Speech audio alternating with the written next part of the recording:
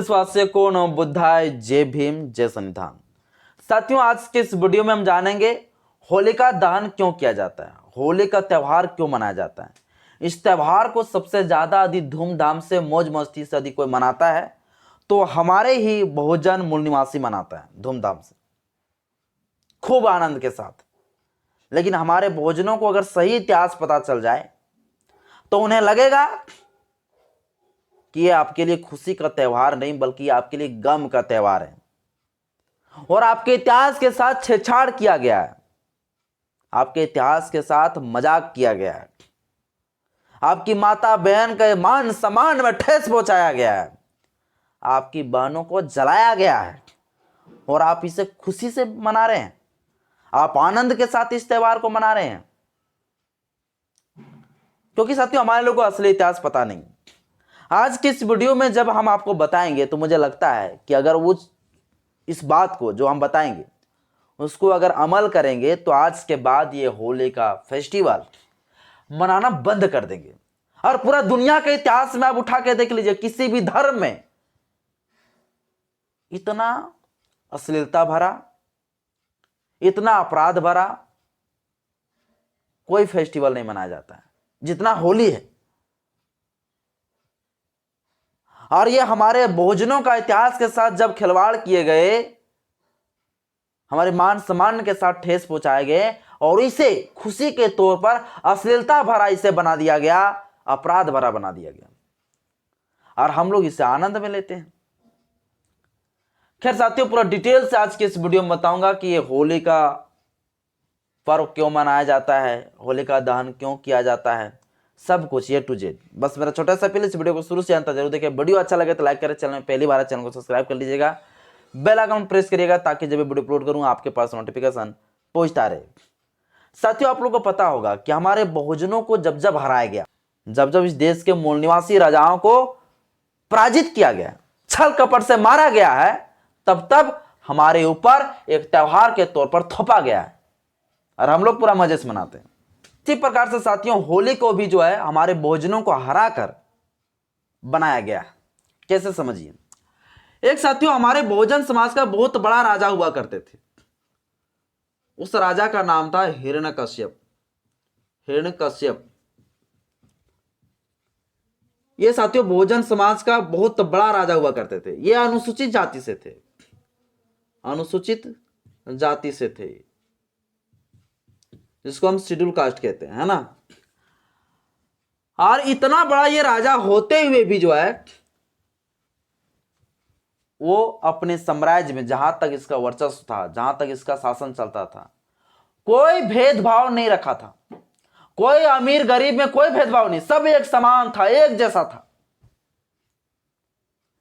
लेकिन ये चीज जो है ना, दिक्कत किसको लगने लगा?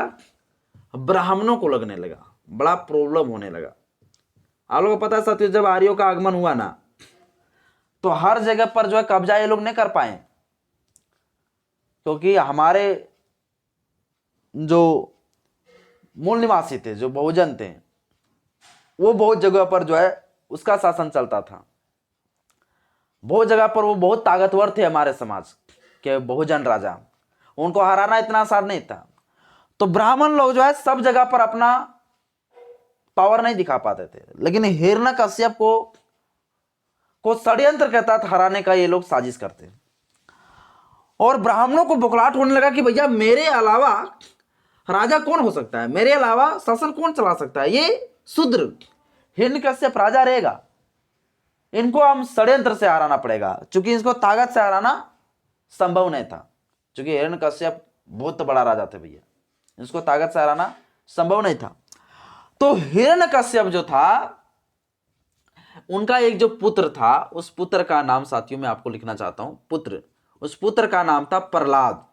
प्रहलाद, इस प्रहलाद को जो है फोड़ना शुरू किया। किन्होंने फोड़ना शुरू किया? ब्राह्मण लोग। ब्राह्मण लोग जो है फोड़ना शुरू किया हिरण्यकश्यप के पुत्र को। एक ही पुत्र था हिरण्यकश्यप का, उसका नाम था प्रहलाद। उस प्रहलाद को फोड़ लिया साजिश के तहत। हमारे जितने भी बहुजन राजाओं को हराया गया, साजिश के तहत हराया गया। दुर्गा पूजा मनाया जाता है हमारे बहुजन राजा को हराकर, साजिश के तहत। तो जहां ताकत से ये लोग जो है नहीं हरा पाते, तो वहां छल कपट से साजिश के तहत हराया जाता था।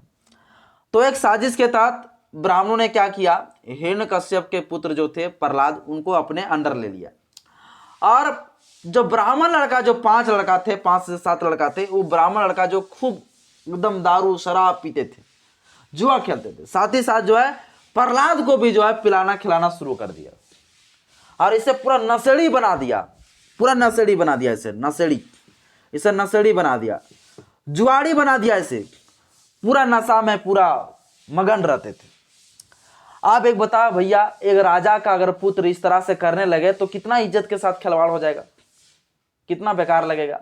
हिरण्यकश्यप अपना जो बेटा पुत्र है प्रहलाद, इनको पूरा समझाता है कि बेटा तू ऐसा मत कर, तू एक ही बेटा है मेरा, तुम राजा की तरह रहो, हम जब राजा है तो तू भी आगे आने वाले समय में राजा बनेगा, मेरे साथ में रहो, मेरा काम को संभालो, तुम इस तरह से काम मत करो, शराब मत पियो, जुआ मत खेलो, पूरा समझाता है। लेकिन ब्राह्मण लोग जो है इस लड़के को पूरा फोड़ लिया था, उसका दिमाग पूरा भ्रष्ट कर दिया था।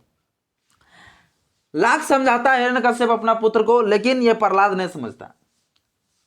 अंत में हिरण्यकश्यप जो है फैसला लेता कि बेटा मुझे नहीं चाहिए, तुम हमको नहीं चाहिए, तुम जाओ यहां से, निकलो घर से, और अपना पुत्र को, अपना बेटा को जो है निकाल देता है। कोई भी निकाल देगा, मैं आज पीने लगूं, खाने लगूं, पूरा नशेड़ी निकल जाऊं तो मेरा बाप जो है मुझे नहीं निकालेगा, मेरा बाप का भी तो इज्जत मान सम्मान है भाई, पता चलेगा कि किसका बेटा है, फलनमक बेटा है, इतना जुआ खेलता है, इतना शराब पीता है, तो नाम बदनाम हो जाएगा ना भाई। तो वो क्या करेगा, वैसा बेटा को रखी के क्या करेगा। तो हिरण्यकश्यप गुस्सा आता है, प्रहलाद को निकाल देता है घर से, बेटा जाओ, इसलिए निकाल देता ताकि सुधारने के लिए निकालता है। अब प्रहलाद घर से निकल पड़ता है और फिर ब्राह्मण लड़कों के साथ पूरा पीना खाने में, पूरा मौज मस्ती करने में बिजी हो जाते हैं। ठीक है, अब ये हिरण्यकश्यप का साथियों एक बहन, हिरण्यकश्यप का एक बेटा प्रहलाद और इसका एक बहन, उस बहन का साथियों नाम क्या है, तो उस बहन का नाम है होलिका। इधर होलिका का भी जो है शादी सेट कर दिए थे हिरण्यकश्यप, और होलिका का जो शादी सेट किए थे ना, इसीलिए अपना हिरण्यकश्यप पुत्र को समझाना चाहता है कि देखो अभी बहन का शादी भी होने वाला है मेरा, यानी तुम्हारा जो फूफा है, तुम्हारा जो फुआ है, उनका शादी भी होने वाला है, और तुम कहाँ इस तरह से दारू शराब पीता है। लेकिन समझता नहीं, उसको निकाल देता है। अब ये जो होलिका रहती है, इस होलिका का शादी सेट हो जाता है, अब इसका बारात आने वाला रहता है, अब इसका बारात आने वाला रहता है। अब होलिका को उस समय जो है बड़ा दुख लगता है, क्योंकि घर से उसका भतीजा निकल पड़ा है, उसको निकाल दिया घर से, तो होलिका को बड़ा ही खराब लगती है। और होलिका कहता है कि अपना भाई से हिरण्यकश्यप, और हिरण्यकश्यप का जो पत्नी रहती है उनसे, यानी कि अपना भाभी से होलिका कहती है कि भाभी मुझे आखिरी शौक मेरा ये है कि मेरा जो भतीजा है, मैं अपना भतीजा को अपने हाथ से खाना खिलाना चाहती हूँ, मेरी शादी होने वाली है, मेरा आज बारात आने वाला है, और मेरा भतीजा मेरा घर में नहीं, मुझे ठीक नहीं लग रहा है, मुझे ढूंढ कर अपने भतीजे को अपने हाथ से खाना खिलाने दीजिए मुझे। तो भला हिरण्यकश्यप का पत्नी यानी कि प्रहलाद का माता जी, तो माता होता है, अपना बेटा का मोह माया आ जाता है, और होलिका को कहता है ठीक है तुम जाओ प्रहलाद को खाना खिला दो, जहां भी होगा ढूंढ के। और यह होलिका शाम को ही निकल पड़ती है अपना खाना बांध कर जो है खिलाने के लिए प्रहलाद को। अब ढूंढने निकलता है, तो ढूंढते ढूंढते जो है थक जाती, नहीं मिलने लगता। फिर 2-4 लोगों को पूछते हैं कि कहाँ है प्रहलाद मेरा भतीजा, तो फिर कोई बताता है कि वो खेत जो है ना उस जंगल की तरफ है। अब वो जंगल जाता है, फिर वहां कोई मिलता है तो कहता है कि नहीं, अब वो जो खेत है ना उस खेत के तरफ है, वहां पे जाके पड़ा हुआ है पीकर। अब जब होलिका वहां पे जाती है, तब साथी वहां पर देखता है कि उसका भतीजा पड़ा हुआ है शराब पीकर, और वहीं पर जो है 7-8 ब्राह्मण लोग लड़का मौजूद रहता है। अब होलिका को अकेले देखता है ये ब्राह्मण लोग, तो उस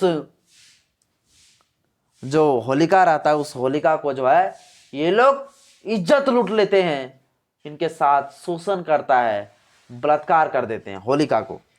और इस होलिका को जो है इज्जत लूट कर बलात्कार करके इस होलिका को याग के हवाले कर देते हैं, याग में झोंक देता है, याग में झोंक देता है, जला दिए जाते हैं।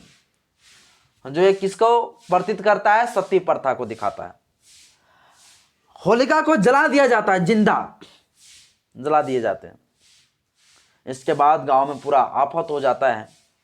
लेकिन जब ये रात को जब जलाता है, चूंकि शाम को निकला होलिका खिलाने के लिए, अब रात में बारात आया तो भैया दुल्हन तो चाहिए। अब होलिका घर में मिलने नहीं लगा, तो उसका जो हिरण्यकश्यप जो था वो अपनी बहन को ढूंढते ढूंढते थक गया। अपनी पत्नी को पूछा कहाँ गई है होलिका, तो पत्नी बोली कि अपना भतीजा प्रहलाद को खाना खिलाने के लिए गई है। अब बारात आ गया, अब बहन है ये नहीं मौजूद घर पे, ढूंढना शुरू करते हैं, ढूंढते ढूंढते थक जाते हैं, नहीं मिलने लगते हैं। तो अंत में सुबह हो जाता है और सुबह पता चलता है कि उसकी बहन को जो है इज्जत लूटकर ब्राह्मणों के द्वारा जला दिया गया है। अब इस चीज को जैसे पता चलता है हिरण्यकश्यप को, तो हिरण्यकश्यप अपना खुफिया लोगों को जो है भेजता है और खुफिया लोगों को चारों इलाकों में छोड़ देता है पता लगाने के लिए कि पता लगाओ किसने मेरी बहन के साथ ऐसा किया। तो साथियों पता चलता है कि वो 5 ब्राह्मण लड़का जो है उसके बहन के साथ इज्जत लूटा, बलात्कार किया। अब वही 5 लड़के को साथियों क्या करते हैं, जो हिरण्यकश्यप जो राजा रहते हैं अपने तलवार के नोक पर तलवार से पूरा बीचों बीच फाड़ देता है और तलवार से ही लिख देता है अवीर। अवीर का मतलब साथियों क्या होता है? अवीर का मतलब होता है कायर। अवीर का मतलब क्या होता है? अवीर मतलब होता है कायर जो डरपोक हो। तो साथियों हिरण्यकश्यप जो होता है वो ब्राह्मण लड़कों के यहाँ पे फाड़ कर जो है लिख देता है अवीर, मतलब तुम कायर हो, डरपोक हो, सामने आके मुकाबला करो। लेकिन सामने आके मुकाबला नहीं करता है और उनके इज्जत के साथ खिलवाड़ किए जाते हैं, उसके बहन के साथ जो है दुष्कर्म किए जाते हैं। तब साथियों गुस्सा में आकर उसे अवीर कहता है और लिख कर एकदम तलवार के नोक से काट कर इस तरह से करता है, अवीर लिख देता है कि तुम अवीर हो। और उस दिन से हम लोग कहते हैं कि हम लोग होली के दिन में अबीर लगाते हैं। अबीर मतलब क्या होता है? मतलब कायर। ये कायर किसको कहा? ब्राह्मणों को कहा। डरपोक किसे कहा?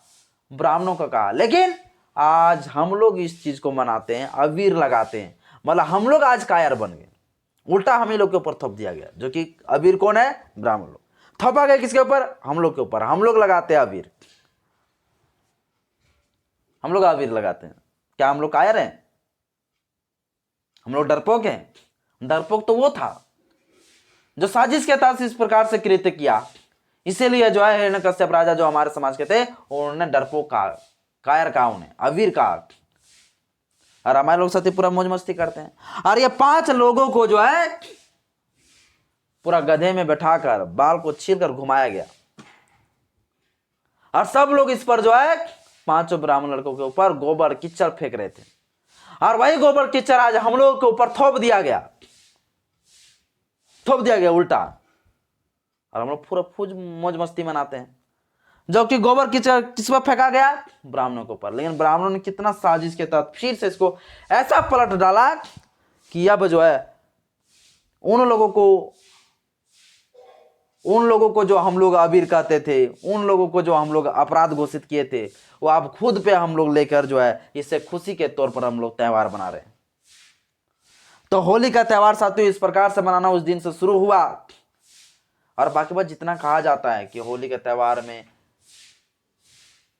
बोल उसका जो बूढ़ी था वो जल गया, जो प्रहलाद था वो जिंदा रह गया, ये सब काल्पनिक है, सब झूठ मूठ का है, सब इसमें कोई लॉजिक नहीं।